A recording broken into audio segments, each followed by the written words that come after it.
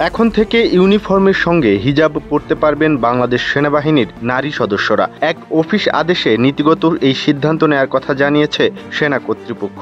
এর আগে ইউনিফর্মের সঙ্গে হিজাব পরিধান না করার জন্য নির্দেশনা ছিল।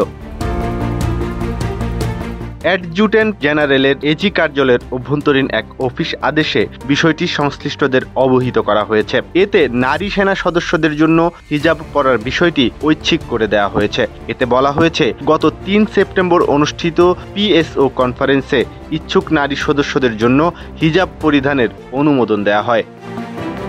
সেনাবাহিনীর কর্মকর্তাদের পাশাপাশি আর্মড ফোর্সেস নারী সার্ভিস, AFNS এবং অন্যান্য পদবীর নারী সদস্যরাও এখন থেকে এই সুবিধা পাবেন। একই সঙ্গে ইউনিফর্মের সঙ্গে সামঞ্জস্যপূর্ণ হিজাবের নীতিমালা প্রণয়নেরও নির্দেশনা দেওয়া হয়েছে। একমাত্র ওয়ালটন এসি দিচ্ছে 1 বছরের রিপ্লেসমেন্ট গ্যারান্টি।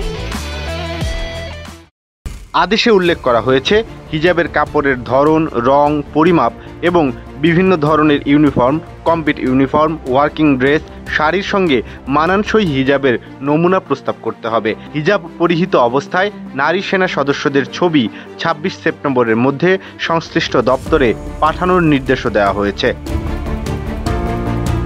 উল্লেখ্য, তুরস্ক, কুয়েত ও দক্ষিণ আফ্রিকা সহ বিশ্বের অনেক দেশেই নারী সেনা সদস্যদের হিজাব পরিধানের অনুমতি রয়েছে।